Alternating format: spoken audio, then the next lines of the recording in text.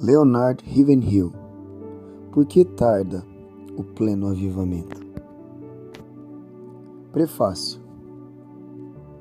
Os grandes complexos industriais mantêm em seu quadro de funcionários alguns operários que prestam serviço apenas quando ocorre uma falha em algum setor da fábrica. Assim, se uma máquina apresenta algum defeito, eles são convocados e comparecem ao local para identificar o problema e solucioná-lo, e tudo volta a funcionar a contento. Esses homens não se preocupam com sistemas que estão operando bem, especializam-se em localizar e corrigir defeitos. No reino de Deus ocorre algo semelhante. Deus também sempre tem de prontidão seus especialistas, cuja principal função é cuidar das falhas morais, ou melhor dizendo, do declínio espiritual de uma nação ou igreja. Exemplos desse tipo de indivíduo foram Elias, Jeremias, Malaquias e outros iguais a eles que, em momentos críticos da humanidade, surgiram no cenário da história para repreender, condenar ou exortar o povo de Deus em nome dele e da justiça. Quando o povo de Israel ou a igreja se achavam em condições normais, esses sacerdotes, pastores ou mestres trabalhavam silenciosamente, passando quase desapercebidos.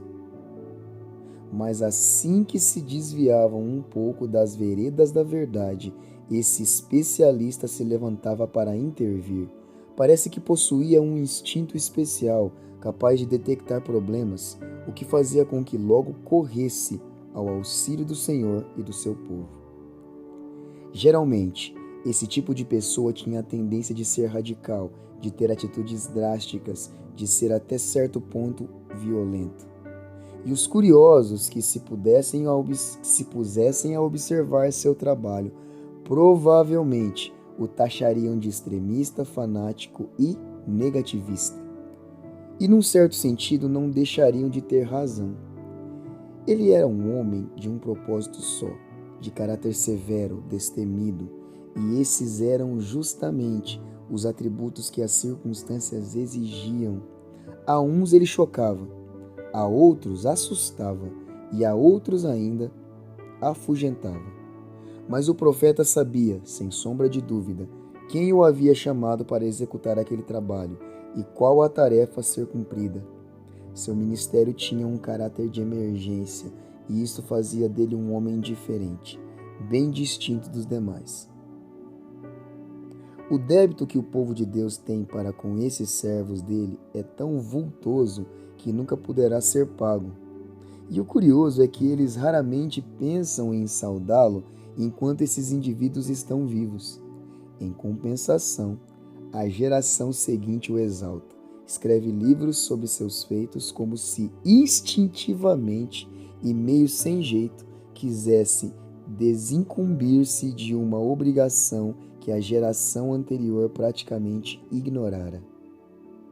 Quem conhece Leonard Ravenhill vê nele esse especialista espiritual, esse homem enviado por Deus, não para realizar um ministério na obra regular da igreja, mas para fazer frente aos profetas de Baal, desafiando-os em seu próprio território, para envergonhar os negligentes, sacerdotes que oficiam no altar, para enfrentar os falsos profetas e advertir o povo que está sendo desviado do caminho certo por influência deles.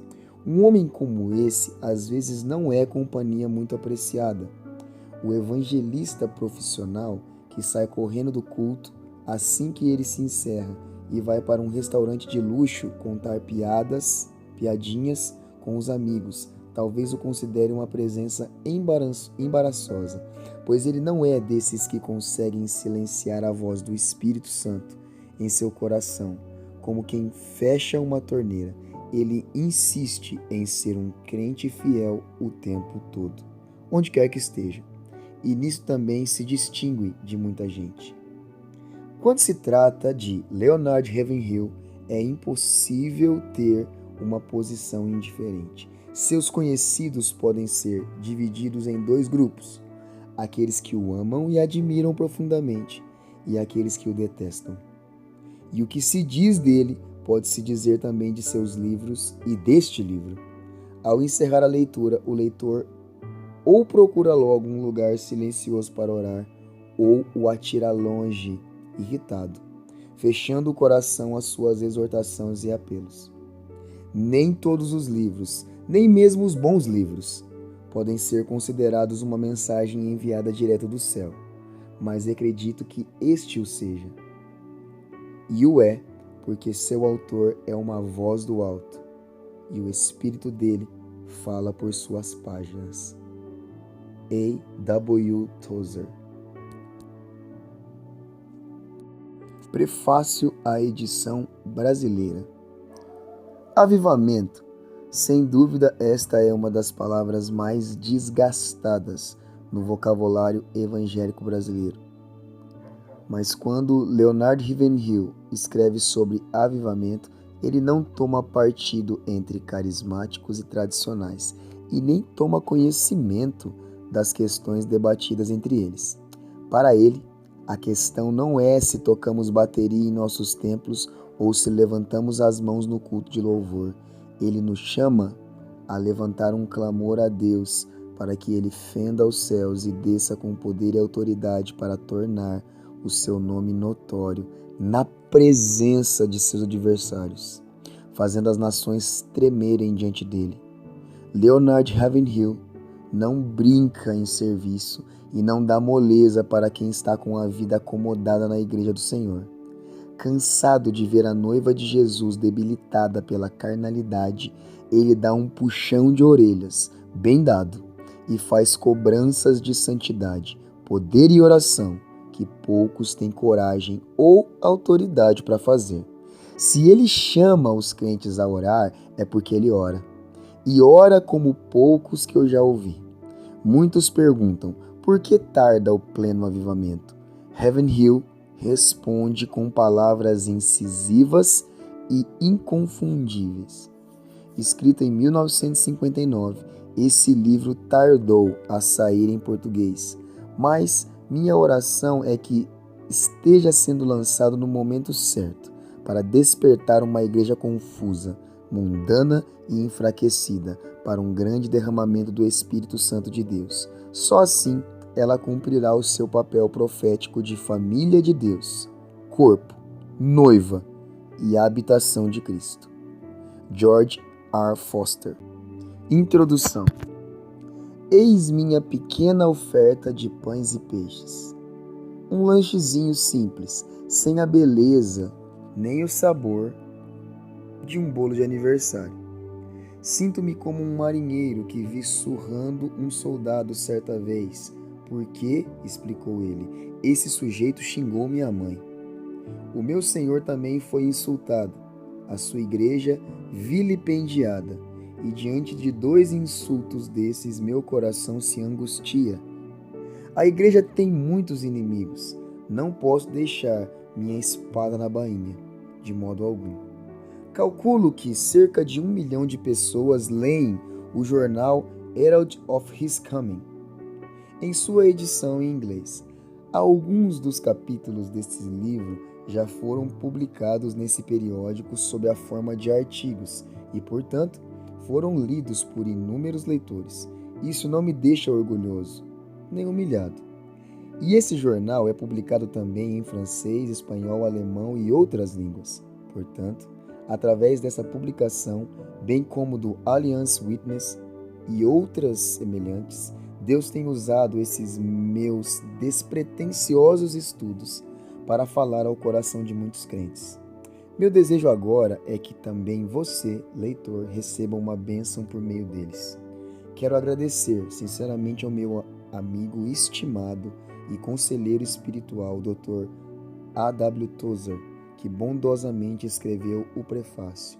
Agradeço também à senhora Hines e à sua filha Ruth, que corrigiram e datilografaram o manuscrito, realizando um trabalho primoroso. Todos os lucros auferidos com a venda dessa obra serão revertidos para o sustento de missões no exterior. Que nós possamos viver sempre com os valores eternos em vista. Leonard Ravenhill. Por mais erudito que um homem bom seja, por mais perfeita que seja sua capacidade de expressão, mais ampla sua visão das coisas, mais grandiosa sua eloquência, mais simpática sua aparência, nada disso toma o lugar do fervor espiritual. É pelo fogo que a oração sobe aos céus. O fogo empresta asas à oração, dando-lhe acesso a Deus, comunica-lhe energias e torna-a aceitável diante do Senhor. Sem fogo não há incenso, sem fervor não há oração. E. M. Bounds. Pela fé e pela oração, fortaleça as mãos frouxas e firme os joelhos vacilantes. Você ora e jejua? Importune o trono da graça e seja persistente em oração. Só assim receberá a misericórdia de Deus. John Wesley. Antes de ocorrer o grande avivamento de Gaunenkirchen, Martin Boss passava horas e horas, dias e dias, e até noites em oração, intercedendo sozinho, agonizando perante Deus. Mas quando ele pregava, sua palavra era como fogo, e o coração dos ouvintes como capim seco. D. M. McIntyre. Existem muitos crentes que não sabem orar, mas tentam cultivar a santa arte da intercessão por meio de esforço pessoal e determinação, e frequentando grupos de oração, mas nada conseguem. Na verdade, o segredo de uma verdadeira vida de oração para estes, bem como para todos nós, é: enchei-vos do Espírito, que é o mesmo Espírito de graça e de súplicas.